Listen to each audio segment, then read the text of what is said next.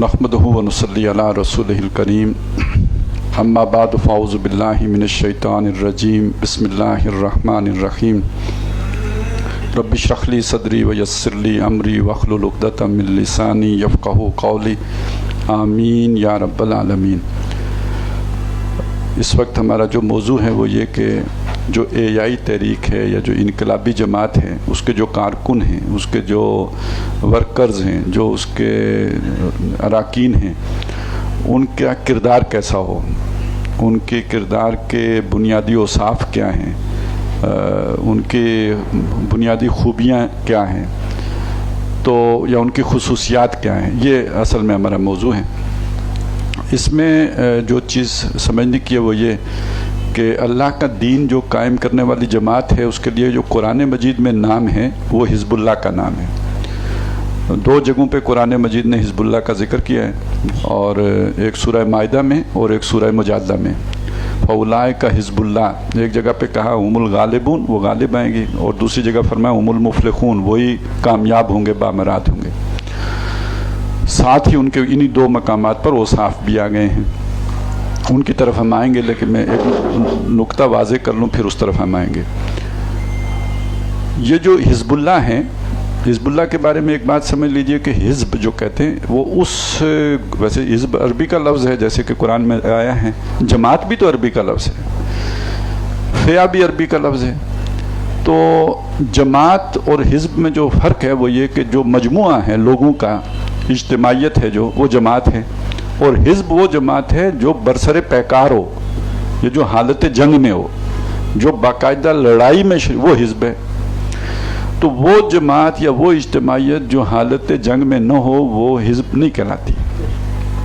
दूसरी बात ये समझ लें कि जो हिज़्बुल्लाह के औसाफ कुरान मजीद ने बयान किए हैं, जब हम उनको पढ़ेंगे तो वो बात यानी मैं खोलूँगा तो आपके सामने आ जाएगी कि ये वो चीज़ है जो एक्सरसाइज ही मैदान जंग में होती है, उसके अलावा ये इसका पता ही नहीं चलता। वैसे अब जितना मर्जी बयान कर लूँ, मैं कर लूँ, आप करें, इसका मुज़ाकरा कर लें, एक एक नुक्ता हम रट लें, लेकिन पता कहाँ चलेगा, ये हिज़्बुल्लाह तश्कील कहाँ पर पाएगी, हिज़्बुल्लाह वजूद में कहाँ पर आएगी, ये तो मैदान कारज़ार में वजूद में आती है, ये किसी हाल के अंदर वजूद में नहीं आती, ये किसी एकेडमी के अंदर वजूद में नहीं आती, ये किसी खानका में वजूद में नहीं आती, ये किसी मदरसे में वजूद में नहीं आती, ये सिर्फ़ और सिर्फ़ और सिर्फ मैदान कारज़ार में वजूद में आती है। अच्छा, दूसरी तरफ ये कि कुरान मजीद ने उन लोगों के जो बाद में हिज़्बुल्लाह के अनासिर बने हैं, लेकिन ज़ाहिर है उनकी तरबियत तो पहले से शुरू हो गई है। अगर हम इस एतबार से नबी सल्लल्लाहु अलैहि वसल्लम के सीरत को देखें तो दो अदवार तो बहुत वाज़ेह हैं ना, मक्की दौर और मदनी दौर। हिज़्बुल्लाह के मदीने में बनी है, मक्के में अल्लाह वाले हैं, इबादुर रहमान हैं। बल्कि ये कि मक्की कुरान में आम तौर पर उम्मत का लफ्ज़ भी नहीं मिलेगा, या अय्युहल्लज़ीना आमनू भी नहीं मिलेगा, ये या अय्युहल्लज़ीना आमनू भी आपको आके मदीने में मिलेगा। यानी अब वो वाली जमात बन गई है जो एक उम्मत वाली जमात है, और इसके साथ फिर ये है कि वो हिज़्बुल्लाह के अल्फाज भी आ गए। और मदनी दौर वो है कि जिसमें जंगो जिदाल है, मदीने आने से पहले ही इज़्न क़िताल हो चुका था। उज़िना लिल्लज़ीना युक़ातलूना बिअन्नहुम ज़ुलिमू, और मदीने में आने के बाद हुक्म आ गया था कातिलूहुम हत्ता ला तकूना फितनतुन व यकून दीनु लिल्लाह, सूरह बकरा में, और सूरह अनफाल में कातिलूहुम हत्ता ला तकूना फितनतुन व यकून दीनु कुल्लुहु लिल्लाह।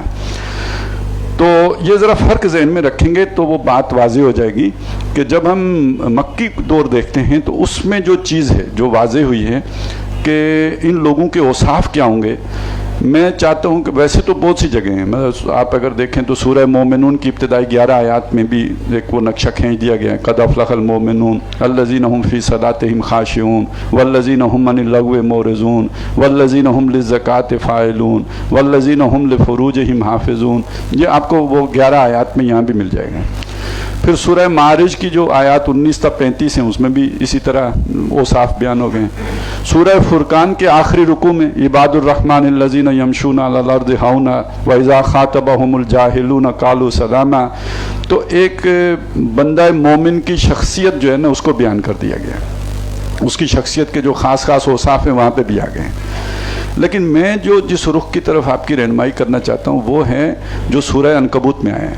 سورہ عنکبوت کا ویسے آخری آیت تو یاد ہوگی نا سب کو, والذین جاہدوا فینا لنہدینہم سبلنا. جو لوگ ہمارے لیے جہاد کریں گے, ہماری راہ میں جہاد کریں گے, ہمارے مشن کے لیے جہاد کریں گے, ہماری کاز میں, وہ جو ابھی ہم پڑھ کے نکلے نا تبلیغ, تاکہ لوگوں تک اللہ کا پیغام کما حق ہو پہنچ جائے, اس میں محنتیں کریں گے. آگے آتا ہے لنہدینہم سبلنا. ویسے تو سبیل تو ایک ہے نا, صراط مستقیم مانگی ایک ہے, یہاں پہ سبل کے الفاظ آئے ہیں. اس کے بہت سے لوگوں نے اپنی اپنی تشریحات کی ہیں. میں آج آپ کے سامنے 3 راستے بیان کرتا ہوں. ہم ان کے لیے اپنے راستوں کی رہنمائی کر دیں گے. وہ 3 ہو سکتے ہیں جو اسی صورت میں بیان ہوئے ہیں, اسی سورہ عنکبوت میں جن کو بیان کیا گیا ہے. پہلی بات, پہلا جو راستہ ہے جس کا ذکر آیا ہے وہ کیا ہے؟ بالکل ابتدائی آیات ہیں کہ احسب الناس ان یترکوا ان یقولوا آمنا وهم لا یفتنون. کیا لوگوں نے یہ سمجھا تھا کہ وہ ایمان لانے پہ چھوڑ دیے جائیں گے اور انہیں آزمایا نہیں جائے گا؟ وَلَقَدْ فَتَنَّ الَّذِينَ مِن قَبْلِهِمْ فَلَيَعْلَمَنَّ اللَّهُ الَّذِينَ صَدَقُوا وَلَيَعْلَمَنَّ الْكَاذِبِينَ. ہم نے جانچا, ہم نے پرکھا, ہم نے آزمایا ان کو بھی جو ان سے پہلے گزرے, یعنی وہ جو موسیٰ کے ساتھی بنے تھے, جو حضرت نوح کے ساتھی بنے تھے, ان کی بھی آزمائش ہوئی ہے. اور اس آزمائش سے پتہ چلا سچا کون ہے, جھوٹا کون ہے, کھرا کون ہے, کھوٹا کون ہے. تو یہاں پہ کون سا وصف سامنے آ گیا جی؟ وہ کھرے لوگ ہوتے ہیں, وہ سچے لوگ ہوتے ہیں, جھوٹے نہیں ہوتے ہیں. اور جھوٹے کا مطلب صرف جھوٹ بولنا نہیں ہے. ایک آدمی ایک عہد کر کے اس پر پورا نہیں اترتا تو اس آیت کی روح سے وہ بھی جھوٹوں میں شمار ہوگا. سچے کھرے وہ بندے جو اپنا عہد بھی پورا کریں, عہد ایفا کریں, امانت جو ہے میں اس میں خیانت نہ کریں, بات کے بھی سچے ہوں, کردار کے بھی سچے ہوں, دھوکہ نہ کریں, فراڈ نہ کریں, بزدلی نہ کریں, وقت آنے پہ دم دبا کے بھاگ نہ جائیں, ہر طرح سے کھڑے رہیں, سچے رہیں, کھرے ثابت ہوں. یہ آزمائشوں سے پتہ چلے گا. مشکلات آئیں وہ دوڑ گئے تو پھر کیا کھڑے ہوئے. تو یہ کھرے لوگ ہوتے ہیں. ہمارے ہاں محاورہ ہے, میرا خیال ہے یہ سارا ایک ہی علاقہ کہتے ہیں کھرا برا بندہ ہے, فلانا بندہ کھرا برا بندہ ہے. تو برا کس معنی میں کہتے ہیں؟ برا اس معنی میں نہیں کہتے کہ چوری کرتا ہے, برا اس معنی میں نہیں کہتے کہ کسی کا مال نکالے, برا اس معنی میں کہتے ہیں کہ بات کھری کرتا ہے تو بعض اوقات لوگوں کو اچھی نہیں لگتی ہے. ٹھیک ہے نا, دو ٹوک بات, کہتے ہیں نا الحق مرن, حق کڑوا ہوتا ہے, تو وہ حق بات کہتا ہے تو اس لیے لوگوں کو برا لگتا ہے. یہ وہ والا برا ہے کہ جو لوگوں کو اس کی حق گوئی کی وجہ سے برا لگتا ہے. تو قرآن مجید ان کے لیے جو اسے وصف کے طور پر بیان کرتا ہے کہ ان آزمائشوں میں انہیں ڈالا جاتا ہے تاکہ کھرے کھوٹے کا پتہ لگ جائے, کون کھرا ہے کون کھوٹا ہے. تو یہ چنیدہ لوگ ہیں, چننے کے بعد ان کی آزمائش ہوتی ہے, امتحان ہوتا ہے مشکلات کے ذریعے سے, پریشانیوں کے ذریعے سے, مصائب کے ذریعے سے, مخالفتوں کے ذریعے سے, اور یہ کہ تشدد اور ایذا کے ذریعے سے. اس سب پر ثابت قدم رہتے ہوئے اپنا کھراپن ثابت کرتے ہیں, اپنا کھرا ہونا اور سچا ہونا ثابت کرتے ہیں. یہ جب آیات اتری تھیں تو یہ وہ موقع ہے جب بعض صحابہ کو دیکھتے انگاروں پہ لٹایا گیا تھا. یہ وہ موقع ہے جب حضرت بلال کو گھسیٹا جاتا تھا پاؤں میں رسی ڈال کر, مکے کی سنگلاخ گلیوں میں تپتی ریت پہ لٹایا جاتا تھا. تو ایک صحابی نے حضور سے پوچھا کہ اللہ کی مدد کب آئے گی؟ تو حضور ناراض ہوئے. آپ کعبے کی دیوار سے ٹیک لگا کے بیٹھے ہوئے تھے, آپ سیدھے ہو کے بیٹھے اور آپ نے فرمایا کہ اللہ کی مدد ضرور آئے گی. یعنی ناراضگی سے کہا تم جلدی مچا رہے ہو, آئے گی ضرور, ابھی نہیں آئی, آئے گی لیکن تم جلدی کر رہے ہو. تو پہلے یعنی آزمائش ہوگی, یہ ساری مصیبتوں سے مشکلات سے گزرو گے, پھر اس کے بعد اللہ کی مدد آئے گی. ثابت قدم رہو گے تو اللہ کی مدد آئے گی. اچھا, اب یہ ثابت قدمی کون کون سی جہتوں میں ہے, کون کون سی ڈائمنشنز میں ہے, یہ ہے جو اس سورہ مبارکہ نے بیان کیا. تو ان میں سے پہلا تو یہی ہے نا جس کی چمڑی ادھڑ گئی. اب ظاہر ہے جسے انگاروں پہ لٹایا گیا تو چمڑی تو سڑ گئی نا, جسے گھسیٹا گیا اس کی تو بھی جو ہے نا چمڑی کہیں پتھروں کے ساتھ رہ گئی, تو چمڑی اتر گئی جن کی. اور اس سب پہ ثابت قدم رہے, کوئی احسان نہیں دے رہا. من جاہد فإنما, یہ یہاں قرآن کہہ رہا ہے جی, من جاہد فإنما یجاہد لنفسہ, جس نے یہ ساری مصیبتیں جھیلی ہیں اپنے فائدے کو جھیلی ہیں, یہ کوئی محمد رسول اللہ پہ احسان نہیں کیا. اچھا اب یہاں پہ سمجھیں کہ ویسے تو کہہ رہے ہیں نا اپنے لیے جھیلی ہیں, لیکن اس میں اصل فائدہ کون سا بیان ہو رہا ہے؟ دنیا کا فائدہ تو نہیں ہے نا, دنیا میں تو چمڑی اتر گئی بھائی, یہ آخرت کے فائدے کی بات ہو رہی ہے. اپنا فائدہ کہاں کا؟ آخرت کا. اور یہ اس کو ہمت کیسے مل گئی, یہ اتنا ساری جرت اس کے اندر کدھر سے آ گئی؟ یہ اللہ سے جو محبت والا تعلق ہے نا اس کی وجہ سے. ہم کہتے ہیں جی اللہ سے محبت کا تعلق قائم کر لو, تو اللہ سے محبت کا تعلق بیٹھکوں میں بیٹھ کے نہیں قائم ہوتا نا, یہ چمڑی اتروا کے ثابت کرنا پڑتا ہے کہ جی میرا اللہ سے محبت والا تعلق ہے. یہ ایک راستہ ہے. چنانچہ یہ سارا کنکلوڈ کس پہ کیا؟ والذین آمنوا وعملوا الصالحات لنکفرن عنہم سیئاتہم, جو لوگ ایمان لائے جنہوں نے نیک اعمال کیے ان کی برائیاں ہم ان سے دور کر دیں گے. یعنی اس ساری قربانی کے بدلے میں, اس ساری مار کھانے اور اثار کرنے کے بدلے میں جو ان سے غلطیاں ہوئیں, جو کوتاہیاں ہوئیں, جو ان کے کوئی گناہ ہو گئے وہ ہم دور کر دیں گے. جیسے کپڑوں کے ساتھ کوئی مٹی لگ جائے کہ اس نے جھاڑ دیا تو جھاڑ دیں گے. تو اپنے تک پہنچنے کا راستہ کون؟ اللہ تک پہنچنے کا پھر راستہ کون سا بنا جی؟ یہ والا. اچھا ہم سب اس کو بائی پاس کرنا چاہتے ہیں یا نہیں کرنا چاہتے ہیں؟ یہ تو صحابہ سے نہیں, اللہ تعالیٰ نے ان کو جناب کوئی شارٹ کٹ بتایا اسے. انہوں نے جب پوچھا بھی رہے کہ نو حسب الناس ان یترکوا ان یقولوا آمنا وهم لا یفتنون, اس کا کوئی یہ تو ہوگا تو بدلے میں جنت ملے گی, برائیاں جھڑیں گی اور جنت میں جائیں گے. اچھا میں نے آپ کو بتایا تھا نا, یہ ان کو تو یہ ہو گیا. کچھ اور ہیں جن کے ساتھ یہ نہیں ہوا, مطلب حضرت ابو بکر کے ساتھ تو یہ نہیں ہوا نا, حضرت عمر کے ساتھ تو نہیں ہوا, اور بھی بہت سے صحابہ ہیں جن کے ساتھ یہ نہیں ہوا, ان کے ساتھ کچھ اور ہوا ہے. وہ آگے آیا ہے وَوَصَّيْنَا الْإِنسَانَ بِوَالِدَيْهِ, ہم نے والدین کے بارے میں انسان کو حسن سلوک کی وصیت کی ہے. لیکن ساتھ ہی آ گیا کہ اگر وہ تم شرک کا حکم کریں تمہیں تو ان کا کہا نہیں ماننا. اب وہ مکے میں جو لوگ مسلمان ہو رہے تھے نا, نوجوان, ان کے والدین ان سے خفا ہو رہے ہیں. ایک بات وہ یاد ہوگی نا, آپ نے کہیں سنا ہوگا کہ ایک جو ہے نا والدہ نے بھوک ہڑتال کر دی تھی کہ اگر میرا بیٹا واپس اپنے باپ کے دین کی طرف نہیں آئے گا تو میں کھانا ہی نہیں کھاؤں گی. آپ ذرا ایک بات کو سوچیں کہ یہ جو لوگ دین کی طرف آتے ہیں یہ شریف النفس لوگ ہوتے ہیں نا. اگر ماں ان کی ناراض ہو جائے تو ان کو کچھ دل پہ اثر ہوگا یا نہیں ہوگا؟ وہ کسی تکلیف سے گزریں گے یا نہیں گزریں گے؟ اب اس تکلیف کا اندازہ لگائیں. ایک آدمی وہ ہے جس کے وہ زخم ہو رہے ہیں جسم پر, انگاروں سے ہو رہے ہیں یا گھسیٹے جانے سے ہو رہے ہیں. دوسرا آدمی وہ ہے کہ جس کے دل پر زخم ہو رہے ہیں کہ اس کے قریبی رشتہ دار اس سے ناراض ہو رہے ہیں, ماں جیسا رشتہ اس سے کٹ رہا ہے, لا تعلق ہو رہے ہیں, گھروں سے نکالے جا رہے ہیں. یہ مصعب بن عمیر کو تو گھر سے نکال دیا نا, کپڑے بھی اتروا کے نکال دیا.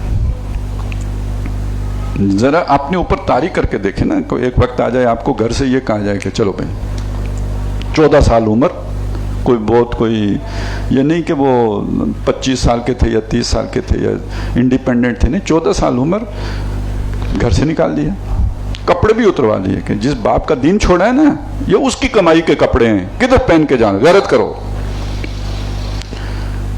تو اب ان کے وہ بھی رات کو کیسے سوتے ہوں گے؟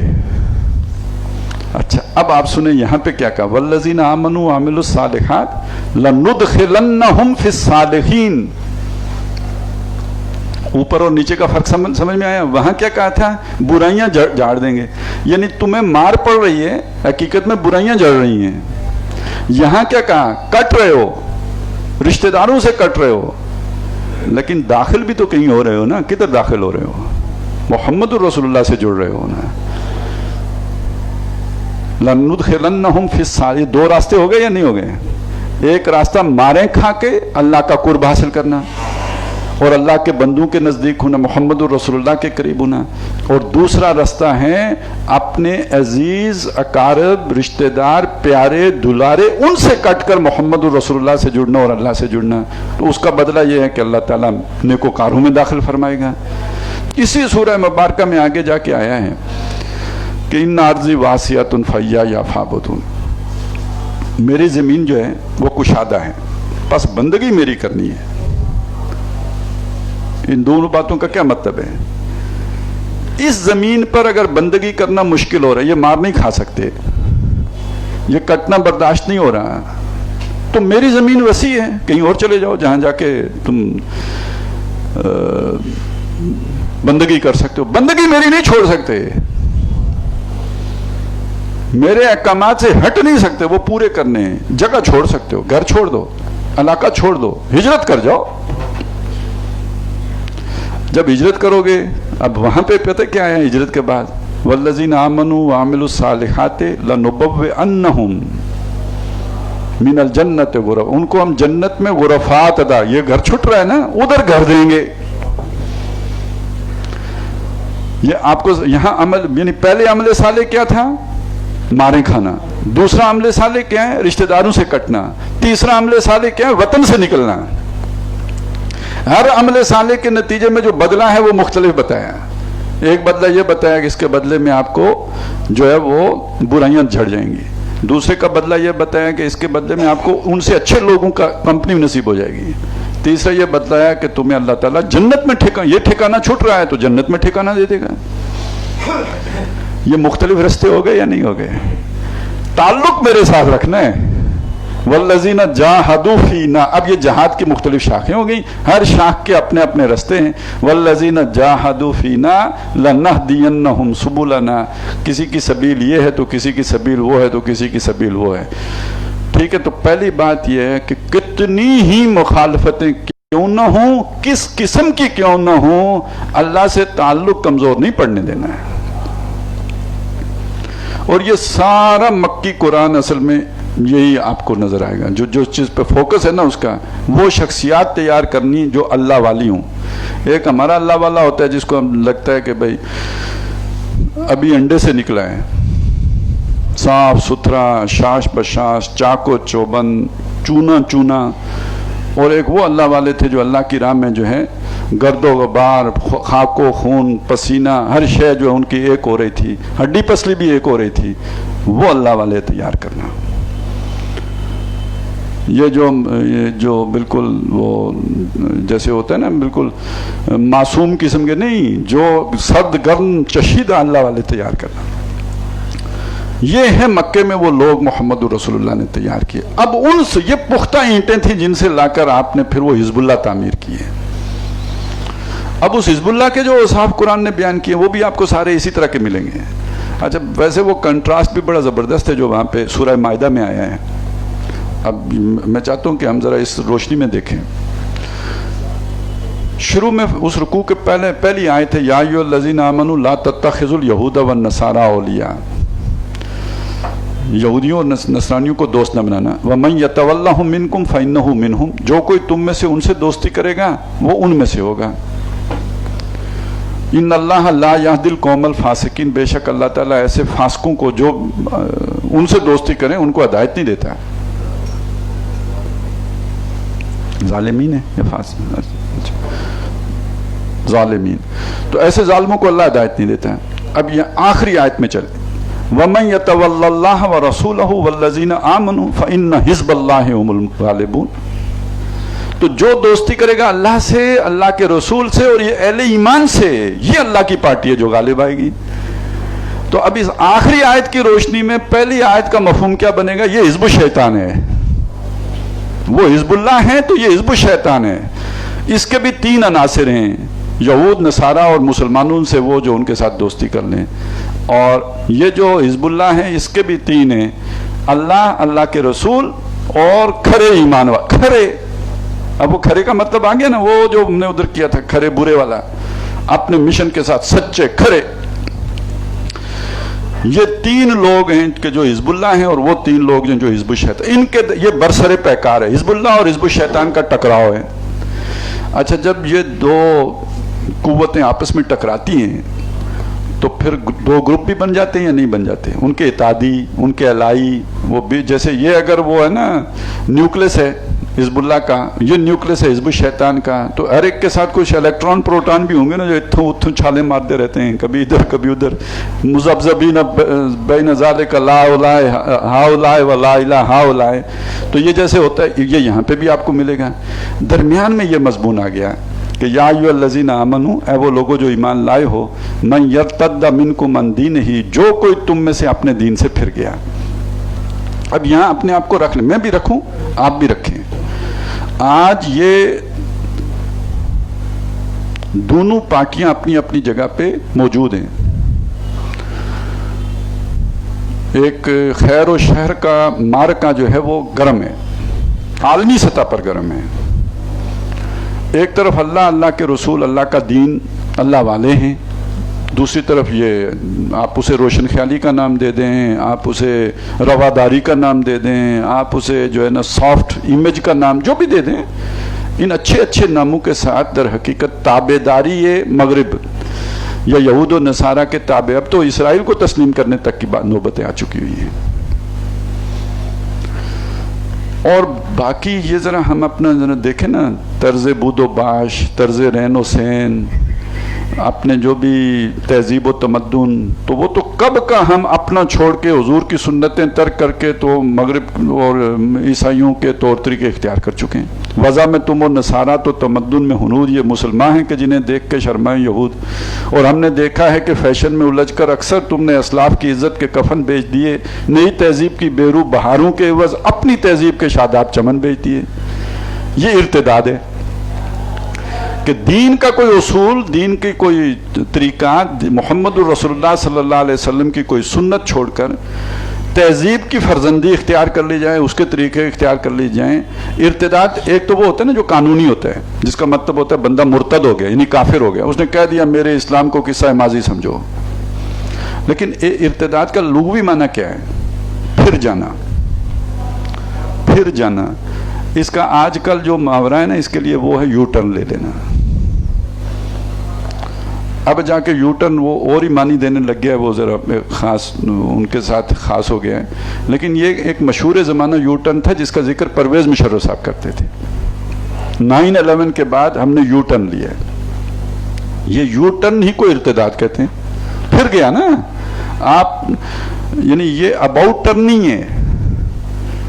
یو ٹرن کا میں آپ چل رہے تھے، آپ الٹے گھومے اور چلنا شروع کر دیا، یہ یو ٹرن ہے نا، اس کو یو ٹرن کہتے ہیں نا.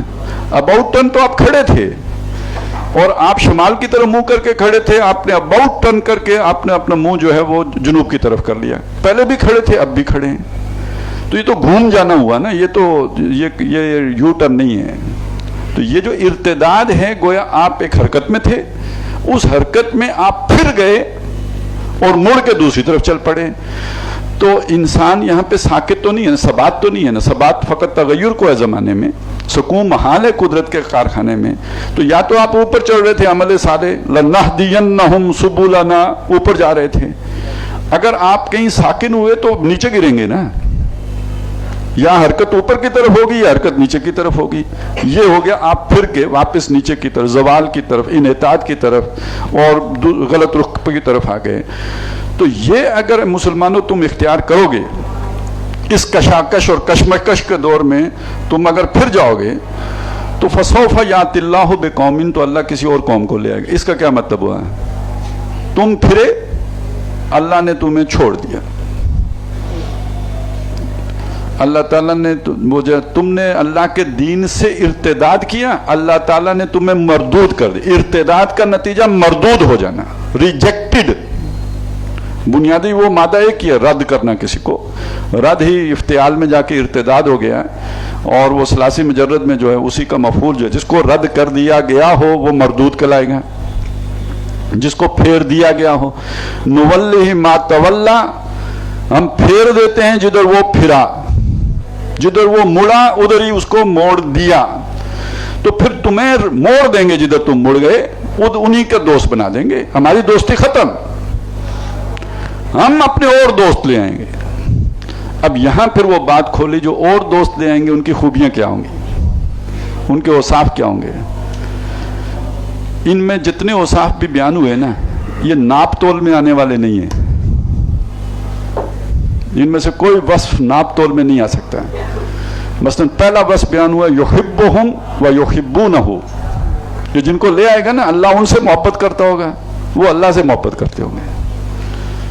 ناپ تول میں آ سکتی ہے محبت, ناپی تولی جا سکتی ہے جی, ناپی تولی نہیں جا سکتی, یہ ناپ تول سے باہر کی شے ہے.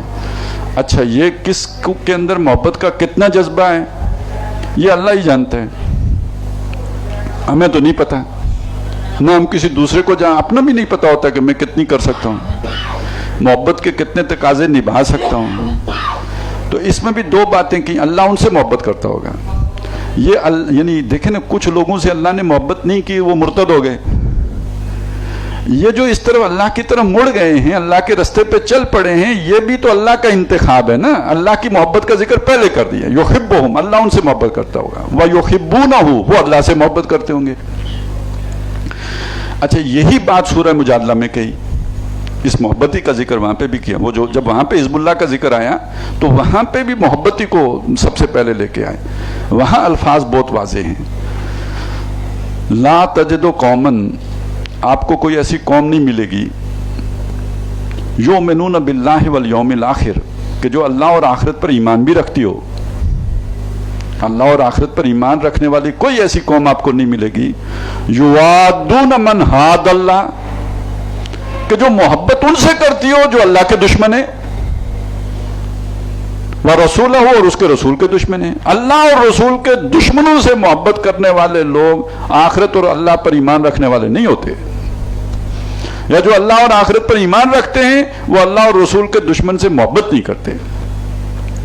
اچھا یہود و نصارہ تو بہت سات سمندر پار کی بات ہے, یہاں کوئی اور بات کی گئی ہے. وَلَوْ كَانُوا آبَاءَهُمْ, وہ ان کے اپنے باپ دادے کیوں نہ ہوں, او اخوانہم, ان کے بھائی بند کیوں نہ ہوں, او عشیرتہم, قریبی رشتہ دار کیوں نہ ہوں. اولئک کتب فی قلوبہم الایمان, اس امتحان میں جو پورا ہوتا ہے, اس کرائیٹیریا پہ پورا اترے گا نا, اس کے دل میں ایمان لکھ دیا گیا ہے. تو معلوم ہوا ایمان دل میں, جو سورہ بقرہ میں کہا نا والذین آمنوا اشد حبا للہ, وہ لوگ جو ایمان لائے وہ سب سے شدید محبت اللہ سے کرتے ہیں. تو اس کا جو یہاں پہ مظہر سامنے آیا کہ جو اللہ اور رسول کے دشمن ہیں, جو اللہ کے دین کے دشمن ہیں, جو اللہ کے جو رسول کا مشن ہے اس کے راستے میں رکاوٹیں ڈالنے والے ہیں, وہ اگر ان کے باپ ہوں, وہ ان کے بھائی ہوں, ان کے رشتہ دار ہوں, ان سے محبت نہیں کرتے, تب وہ اللہ اور رسول کے ماننے والے. اور یہ ہیں جن کے دل میں واقعی ایمان اللہ نے لکھ دیا ہے. اب یہاں کتبہ اللہ نے لکھ دیا ہے, اس کا یہ مطلب جیسے کہتے ہیں پتھر پہ لکیر, کندھا کر دیا, پتھر پہ لکیر ہو گئی.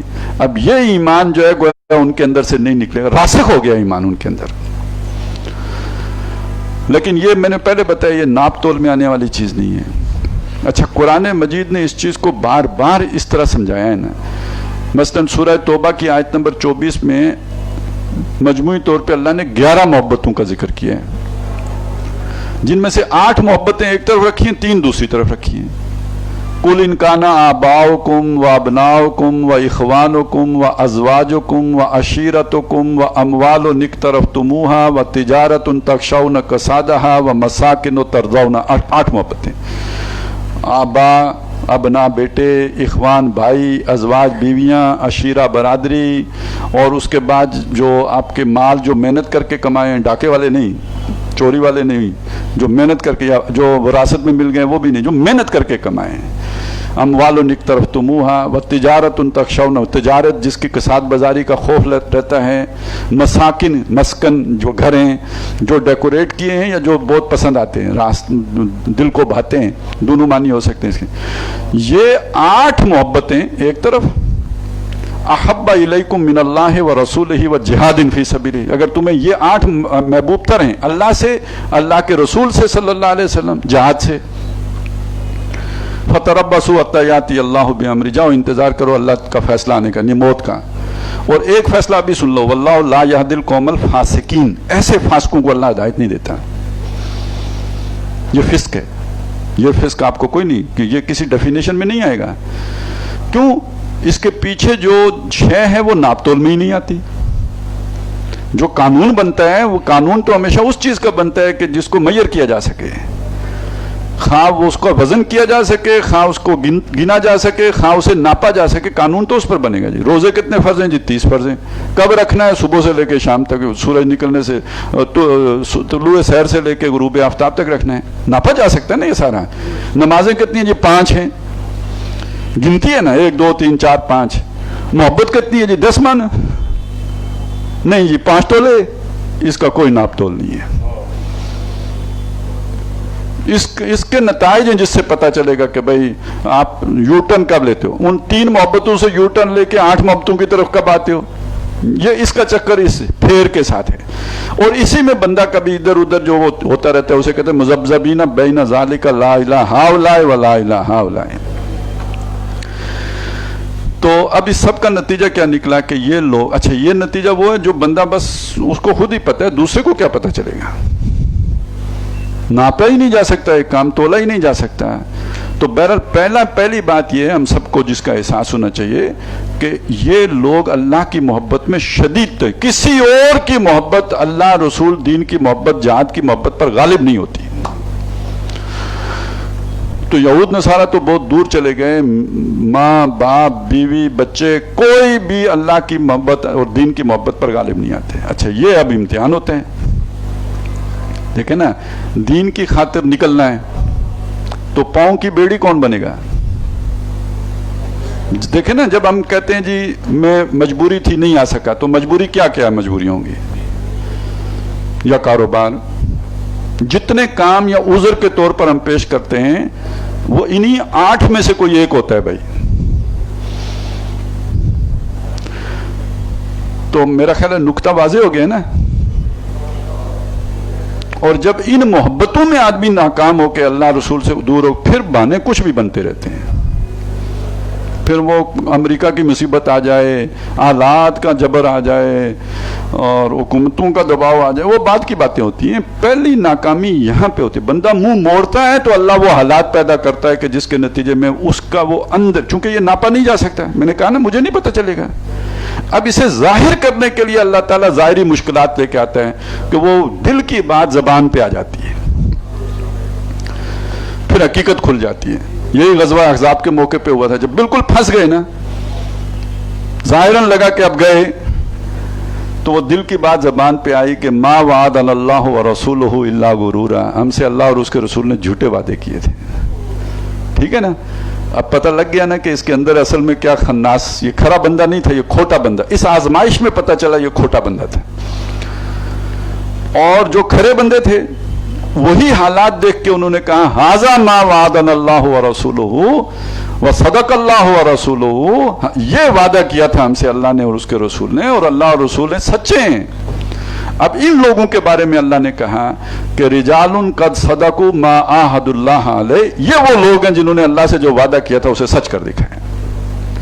وہ جو شروع میں جہاں سے بات چلائی تھی نا، وہ اب یہاں پہ آ کے بریکٹ بند ہو گئی. سچے کون ہوتے ہیں؟ جو تمام طرح کی آزمائشوں میں صبر و اس بات کے ساتھ اللہ سے تعلق قائم رکھتے ہیں، اسے ہی ترجیح اول بنا کے رکھتے ہیں. اور اس میں ان 8 محبتوں میں ایک محبت کا ذکر نہیں کیا گیا تھا، ساری خارجی محبتوں کا ذکر کیا گیا تھا. آباؤکم ابناؤکم اخوانکم ازواجکم عشیرتکم. ایک اور بھی ہوتی ہے جو ان سب پر غالب ہوتی ہے. وہ کون سی ہوتی ہے؟ اپنی. حضرت عمر رضی اللہ تعالیٰ عنہ سے حضور صلی اللہ علیہ وسلم نے کیا پوچھا تھا؟ اے عمر تم مجھ سے کتنی محبت کرتے ہو؟ انہوں نے کہا حضور اولاد سے، مال سے، ہر چیز سے زیادہ کرتا ہوں. اس کے بعد حضور نے پوچھا اپنی جان سے بھی؟ تھوڑا سوچ کر، یعنی اپنا جائزہ لے کر، اندر سے ٹٹول کر پھر جواب دیا الآن، یعنی اس سے پہلے میں نے نہیں سوچا تھا، اب میں کہتا ہوں کہ ہاں اپنی جان سے بھی زیادہ آپ سے محبت کرتا ہوں. حضور نے فرمایا اب ایمان پورا ہوا ہے. تو جان پہ تو جب بنتی ہے تو بندے کو بغیر سوچے دوڑ لگ جاتی ہے. میں وہ تو بندہ جب چوبرجی پہنچتا ہے تو کہتے ہیں یار میں تو سمناباد موڑ پہ کھڑا تھا، یہ ادھر کدھر آ گیا ہوں، جان تو چیز ہی ایسی ہے. وہ تو پھر آٹو پہ بندہ چلا جاتا ہے نا. تو وہاں پہ بھی یعنی جس کا بالکل شعوری فیصلہ ہو کہ میں اپنی جان بھی اللہ کی راہ میں قربان کروں گا جب ضرورت پیش آئے گی، تو تب جا کے لن تنالوا البر حتی تنفقوا مما تحبون، تم نیکی کو نہیں پا سکتے جب تک کہ تم وہ نہ خرچ کرو جو تمہیں سب سے زیادہ پیارا ہے، اور سب سے زیادہ پیاری جان ہوتی ہے. تو پہلا تو پھر ان کا یہ یعنی پہلا امتحان وہ اپنا خود ہی لیں کہ وہ ان کی محبت کس سے ہے. اس کے بغیر قانونی تقاضے پورے ہو جائیں گے، نمازیں بھی بندہ پڑھتا رہے گا، روزے بھی رکھتا رہے گا، کیونکہ وہ چیز ہے ہی ایسی. وہ جسے کہتے ہیں نا جو سورہ بقرہ میں کہا کہ جب روشنی ہوتی ہے تو چلتے ہیں، اندھیرا ہوتا ہے تو کھڑے ہو جاتے ہیں، امتحان آتا ہے تو کھڑے ہو جاتے ہیں. یہ والا جو چھوٹے موٹے کام ہے وہ کر لیتے ہیں جس میں اتنی مشکل نہ پیش آئے، جس میں کوئی اتنی جان پر نہ، محبتوں کا سوال جہاں پہ نہ کھڑا ہو وہاں پہ کر لیتے ہیں. لیکن جہاں ایک محبت کی قربانی دے کے دوسرے کی محبت کا تقاضا پورا کیا جائے وہاں یو ٹرن لے لیتے ہیں. یہ قرآن مجید نے اس کو بہت جگہوں پہ بیان کیا. لوگوں میں وہ بھی ہیں جو اللہ کے ساتھ عبادت تو کرنا چاہتے ہیں، کنارے رہ کے کرنا چاہتے ہیں. وَمِنَ النَّاسِ مَن يَعْبُدُ اللَّهَ عَلَىٰ حَرْفٍ، مصیبت آئے تو یو ٹرن اور آسانی رہے تو لگے رہتے ہیں. تو اس میں سب سے پہلے ہمیں اپنے آپ دیکھنا ہوگا کہ میں کہاں پہ کھڑا ہوں، ہم کہاں پہ کھڑے ہیں. اس کے بغیر اس رستے پہ نہیں چلا جا سکتا. اس میں روز یہ سوال آتا ہے، سوال اٹھتا ہے، اس محبت کا سوال اٹھتا ہے کہ آپ کس طرف ہیں اور کس طرف نہیں ہیں. تو پہلی چیز وہاں پہ یہ ہے یحبہم و یحبونہ. دوسری شے اچھا وہ بھی نہیں ناپی تولی جا سکتی. اذلۃ علی المؤمنین اعزۃ علی الکافرین، کافروں پر سخت ہیں، ایمان والوں کے لیے نرم ہیں. یہ بھی ناپ تول میں آنے والی شے نہیں ہے. یہ سختی نرمی اسے کیسے ناپیں گے؟ جج ہو سکتی ہے، وہ بھی اس کے اعمال سے، اس کے کردار سے جج ہو سکتی ہے، لیکن کتنی ہے سختی اور کتنی ہے یہ تو کوئی ناپا نہیں جائے. ان کو ناپنے کا کوئی پیمانہ ہی نہیں ہے کہ جس سے ان کو ناپا جا سکے. البتہ اس میں ایک بات سمجھنے کی جو ہے وہ یہ ہے کہ یہاں سختی کس معنی میں کہا گیا ہے. اس معنی میں یقیناً نہیں ہے کہ کافر جو ہے وہ بھوکا مر رہا ہو تو آپ نے اسے کھانا بھی نہیں دینا ہے، وہ زخمی ہو تو آپ اس کی کوئی مدد بھی نہیں کریں گے، ضرورت مند ہو تو اس کی احتیاج نہیں پوری. اس معنی میں نہیں ہے. کافروں کے ساتھ ایک ایسا تعلق کہ مروت میں آ کر ان کی کوئی بات مان لینا، ان سے ایسا تعلق قائم ہو جانا کہ ان کا دل رکھنے کے لیے دین کی کسی بات سے انحراف کر لینا، یعنی وہ تعلق خراب نہ ہو جائے. ذرا ان کے ساتھ جو ہے نا وہ وہی جسے سافٹ امیج آج کل کہتے ہیں، سافٹ امیج نہیں. کافروں میں آپ کا امیج یہ ہو کہ اپنے موقف میں بہت سخت ہے یہ. وَلْيَجِدُوا فِيكُمْ غِلْظَةً، وہ تمہارے اندر بہت سختی پائیں. اب یہ سختی اس میں نہیں معنی میں نہیں ہے کہ وہ تم ان کو خونخوار وہ نظر آئیں، تم نظر آ رہے ہو ان کو. اس معنی میں ہے کہ ان کو یقین ہو اس معاملے میں یہ کوئی روح رعایت برتنے والے نہیں ہیں. ایک ہمارے سامنے وہ ہے نا خاص طور پہ توہین رسالت، یہ تقریباً کافروں کو پیغام چلا گیا ہے کہ اس معاملے میں مسلمان ذرا اس کی وہ دماغ گھوم جاتا ہے، اس کا چلا گیا نا ایک میسج. یہ دین کے ہر معاملے میں ایسا ہی ہونا چاہیے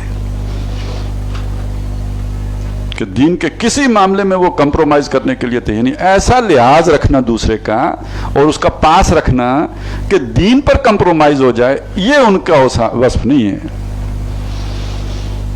اور باقی یہ کہ اپنوں والے جو نرمی کی بات ہے وہ تو یہ ہے کہ اپنے منہ کا نوالا دوسرے کو دینا. یُؤْثِرُونَ عَلَىٰ أَنفُسِهِمْ وَلَوْ كَانَ بِهِمْ خَصَاصَةٌ، وہ اپنے مقصد ہمجولی ساتھی کو، اپنے کامریڈ کو، اپنے جو رفیق ہے اس کو یہ اپنے پر ترجیح دیتے ہیں. اب یہ ترجیح اپنی ضروریات پر اس کی ضروریات کو ترجیح دیتے ہیں، خود بھوکے رہ کے اس کے کھانے کا بندوبست کرتے ہیں. اور یہ واقعات آپ کو سیرت میں مل جائیں گے. اور اس کا جو کلائمیکس ہے وہ ہے کہ ایک بندہ مر رہا ہے اور وہ کہتا ہے پانی دوسرے بھائی کو، خیر ہے میں پیاسا مر جاؤں گا، یہ جو میرا بھائی پانی مانگ رہا ہے یہ اس کو دے دو. تو یہ ساری کہانیاں نہیں ہیں، یہ واقعات ہیں. یہ قرآن مجید کا بیان وہ شخصیات محمد الرسول اللہ صلی اللہ علیہ وسلم نے تیار کی ہیں.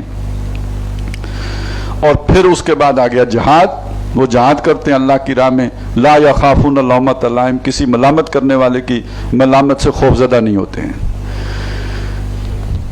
اب وہ جہاد کا ایک تعلق اس محبت کے ساتھ آ گیا. ظاہر ہے جہاد کرنے کے لیے یہ ساری محبتیں قربان کرنی پڑتی ہیں, جان بھی جا رہی ہے, مال بھی جا رہا ہے, باقی محبتیں بھی ان کو بھی مس کر رہے ہیں آپ, تب جہاد ہوگا. اسی لیے تو کہا نا کہ میری امت کی جو رابانیت ہے وہ جہاد فی سبیل اللہ ہے. ویسے اسلام میں کوئی رابانیت نہیں ہے, لیکن یہ جو جہاد فی سبیل اللہ ہے یہ اسلام کی رابانیت ہے کہ وہ ساری دنیا ترک کرنے کے بعد ہی جہاد ہو سکتا ہے نا. یہ تو نہیں ہو سکتا میری دنیا بھی ساتھ چلے اور میں جا کے جہاد بھی کروں, وہ تو چھوڑنی پڑتی ہے, تو تب جا کے جہاد ہوتا ہے. تو اب اس سب کو ذہن میں, ایک تو وہ جہاد کا تعلق اس چیز کے ساتھ ہو گیا, دوسرا وہ سختی والا جو پہلو آیا تھا, تو اب جہاد نے تو تلوار کی صورت بھی اختیار کر لی ہے. اچھا جب یہ والی سختی آتی ہے تو پھر لوگ ملامت بھی کرتے ہیں, یار بوئے خوں آتی ہے اس قوم کے افسانے سے, اس کی پھر کوئی پرواہ نہیں ہے, کیونکہ وہ جواب دہ اللہ کو ہیں, لوگوں کو نہیں ہے. اور اسی سے پھر ضمنی نتیجہ یہ بھی نکل آیا کہ وہ اپنے معاملات میں لوگ کیا پروپیگنڈا کرتے ہیں اس کی فکر نہیں کرتے. اور یہ بھی ایک بڑے پختہ ذہن آدمی کی یہ بات ہوتی ہے کہ وہ لوگوں کی باتوں کی پرواہ نہ کرے. وہ لوگ جو لوگوں کی سوچ پر چلنے والے ہوتے ہیں وہ ہمہ وقت گھومتے ہی رہتے ہیں کہ کبھی اس نے کچھ کہہ دیا, اس نے کچھ کہہ دیا, وہ یہ نہ خفا ہو جائے, وہ اس کی پرواہ نہیں ہوتی کون راضی ہوگا کون ناراض ہوگا. وہ اپنے اصولی موقف پر چلنے والے ہوتے ہیں, اصول پرست ہوتے ہیں, مطلب پرست یا لوگوں کی خوشنودی کی انہیں کوئی پرواہ نہیں ہوتی. وہ آپ نے سنا ہوگا نا وہ گدھے کو سر پہ اٹھانے والا واقعہ. وہ کوئی بندے دو باپ بیٹا جا رہے تھے, ساتھ ان کے گدھا تھا. انہوں نے طے کر لیا تھا کہ بھائی 2 گھنٹے والد صاحب بیٹھیں گے, 2 گھنٹے بیٹا بیٹھے گا, تو اس طرح سفر کٹ جائے گا. معقول فیصلہ تھا, لیکن وہ گاؤں کسی سے گزر رہے تھے, والد یا بیٹا بیٹھا ہوا تھا, تو لوگوں نے کہا یار کیسا نا انجار بیٹا ہے, خود جو ہے نا وہ پیدل جا رہے ہیں, باپ کو جو ہے گدھے پہ بیٹھائے ہوئے ہیں. تو اس نے کہا جی ابا جی تسی بہ جاؤ, میں پیدل ٹھیک ہوں. اگلے گاؤں والوں نے کہا خون سفید ہو گیا ہے, باپ کو پرواہ ہی نہیں ہے, خود گدھے پہ بیٹھا ہوا ہے اور بچے کو جو ہے نا اس پیدل چلا رہے ہیں. اب اگلے باہر نکل کے وہ سوچی پہ گئے بھائی اب کیا کریں, تو انہوں نے کہا چلو دونوں گدھے پہ بیٹھ جاتے ہیں. دونوں بیٹھ گئے. اگلے گاؤں والوں نے کہا یار کتنے ظالم لوگ ہیں, ایک بیچارے گدھے پہ 2 چڑھے ہوئے ہیں, دونوں گدھے سے اتر کے چل پڑے. اگلے گاؤں والوں نے کہا کہ دیکھو یار انہوں نے کوئی مت ہی نہیں ہے, اے نہیں سوچتے چلو ایک تو گدھے تھے بیٹھے. اب نہ گدھے پر جو ہے وہ ایک کو بیٹھنے دیں, نہ دوسرے کو بیٹھنے دیں, نہ دونوں کو بیٹھنے دیں, نہ خالی چلنے دیں. انہوں نے گدھا سر پہ رکھ لیا, چلو بھائی اب تو ٹھیک ہو گیا نا. تو لوگ تو گدھا سر پہ بٹھا دیتے ہیں. پھر تو ایک بندہ جو سمجھدار ہوتا ہے, جو چیز صحیح جو اصول کی ہوتی ہے وہ اس کے اوپر چلتا ہے. لوگوں کو اس سے کیا ہوگا اسے اس کی کوئی پرواہ نہیں ہوتی. یہ نشانیاں ہیں جو قرآن مجید نے ان کی بیان کی. یہی چیز میں نے آپ کو بتایا سورہ مجادلہ میں بھی ہمارے سامنے آتی ہے. اور ان میں سے میں نے بتایا کوئی چیز ناپ تول میں آنے والی نہیں ہے. یہ بتاتا رہا ہوں نا, تو اس کا ایک مطلب ہے. ہمارے ہاں اب کل دین فقہ کو سمجھ لیا گیا ہے, ٹھیک ہے نا, کل دین فقہ کو سمجھ لیا گیا ہے. فقہ میں صرف وہی چیزیں زیر بحث آتی ہیں جو ناپ تول میں آتی ہیں, جن کی مقدار معین ہو سکتی ہو. یہ ایمان حقیقی, یہ جو دل میں ایمان ہے, اس کا تو فقہ میں کوئی ذکر ہی نہیں ہوگا. وہ کلمہ جو شہادت ہے نا اس کا تو ذکر ہوگا, کیونکہ وہ تو ایک حقیقت ہے, وہ نظر آنے والی حقیقت, اس کا تو ذکر ہوگا کہ اقرار باللسان کے بغیر کوئی شخص مومن نہیں ہو سکتا. لیکن تصدیق قلبی کو کس تھرمامیٹر سے ناپیں گے کہ اس نے تصدیق کر لی ہے یا نہیں کر لی ہے. لہذا وہ فقہ کی بحث سے بھی خارج ہے. اسی طرح اللہ سے محبت ہے یا نہیں ہے, یہ تو فقہ میں بات آئے. اصولاً کہہ دیں گے کہ وہ محبت کے جذبے سے خلوص اور اخلاص کے ساتھ, لیکن خلوص یا اخلاص یا محبت کا جذبہ کیسے ناپا جائے گا؟ یہ محبت اور نرمی کیسے, سختی اور نرمی کیسے ناپی جائے گی؟ جہاد کا جذبہ کیسے ناپا جائے گا؟ لہذا جو اس بات سمجھنے کی ہے کہ یہ جو تحریکی کارکنوں کے اوصاف ہیں یہ کسی فقہ کی کتاب میں لکھے ہوئے آپ کو نہیں ملیں گے, یہ اس کا موضوع نہیں ہے. یہ ایثار اور قربانی یہ ادھر آپ کو نہیں ملے گا, یہ اس کا موضوع ہی نہیں ہے. یہ آپ کو قرآن مجید پڑھتے ہوئے صفحے صفحے پر ملے گا. یہ ابراہیم علیہ السلام نے آگ میں کیوں چھلانگ لگائی تھی؟ بے خطر کود پڑا آتش نمرود میں عشق، عقل ہے میوے تماشائے لبے بام ابھی۔ یہ جادوگر موسیٰ علیہ السلام پر جو ایمان لائے تھے وہ فرعون کے سامنے کیوں ہم ٹھونک کے کھڑے ہو گئے تھے؟ حالانکہ جان بچانے کے لیے کلمہ کفر کہہ سکتے تھے نا، انہوں نے نہیں کہا۔ تو یہ در حقیقت وہ حزب اللہ جو اللہ کی پارٹی بن سکتی ہے، اس کا یہ پوٹینشیل ہے، اس کے یہ بنیادی اوصاف ہیں۔ یہ ہوں گے تو وہ حزب اللہ کے لیے اللہ منتخب کرے گا، یہ نہیں ہوں گے اللہ ریجیکٹ کر دے گا، حزب اللہ کے لیے منتخب نہیں کرے گا۔ تو یہ ہم نے تو نام لکھوانا ہے بھائی، ہم نے تو نام لکھوایا، ایک پرچہ بھرا، ہم نے سمجھا کہ ہم اللہ کی جماعت میں شامل ہو گئے۔ اللہ تعالیٰ نے ہمارا یہ نام لکھوانا قبول کیا یا نہیں کیا یہ ابھی ہمیں نہیں پتا۔ اللہ ہمیں ریجیکٹ کر دے گا یا ہماری اس ریکویسٹ کو ایکسپٹ کر لے گا، یہ ان اوصاف کو پورا کرنے کے نتیجے میں ہوگا۔ تو اس کے لیے پھر اب ظاہر ہے کوشش تو ایک علیحدہ چیز ہے، لیکن اللہ سے مانگنے کی بھی تو ضرورت ہے نا، کہ اللہ ہمیں ان لوگوں میں شامل فرما جن سے تو محبت کرتا ہے، اور ہمیں توفیق دے کہ ہم جیسے تو نے قرآن مجید میں بیان کیا ویسے ہر چیز سے بڑھ کر تجھ سے محبت کرنے والے بن جائیں۔ تو اللہ تعالیٰ ہم سب کو اس کی توفیق عطا فرمائے۔ اقول قولی ھذا واستغفر اللہ لی ولکم ولسائر المسلمین والمسلمات۔